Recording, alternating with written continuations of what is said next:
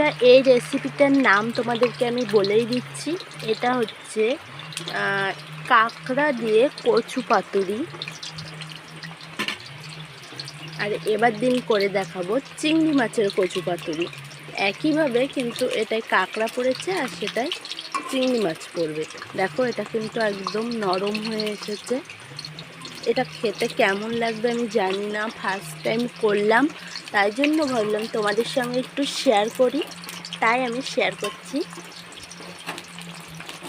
তো দেখো, এটা পুরো ওই পিঠটা হয়ে গেছে মনে হচ্ছে, তবুও আমি কিছু সময় রাখবো।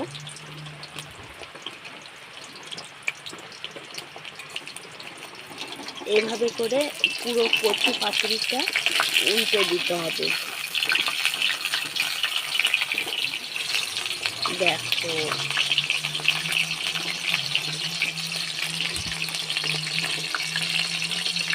কি সুন্দর লাগছে না? এই যে কচু পাতুরিটা আমি করছি, জানি না খেতে কেমন লাগবে।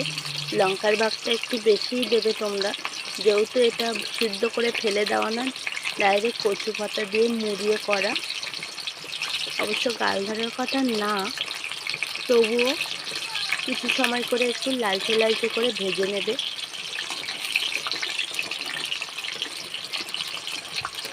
তো টাটা, ফিরে আসছি পরের ভিডিও। বন্ধুরা, ফাইনালি হয়ে গেল, নামিয়েই ফেললাম। তো এইভাবে রেসিপিটা তোমরাও বাড়িতে একদিন করে খেতে পারো, দেখতে পারো কেমন লাগে খেতে। আর আমাকে খেতে কেমন লেগেছে রেসিপিটা আমি তো বলবই।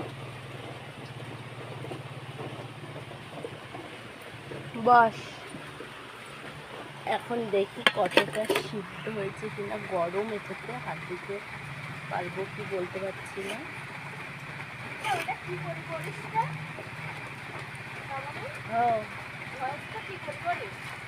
এখান থেকে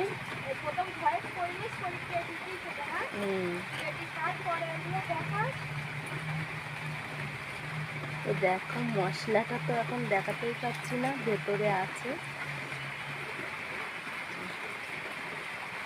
সিদ্ধ হয়ে গেছে ভালোভাবে। আমি খুলে দেখাচ্ছি না, গরম লাগছে ভীষণ। এই যে,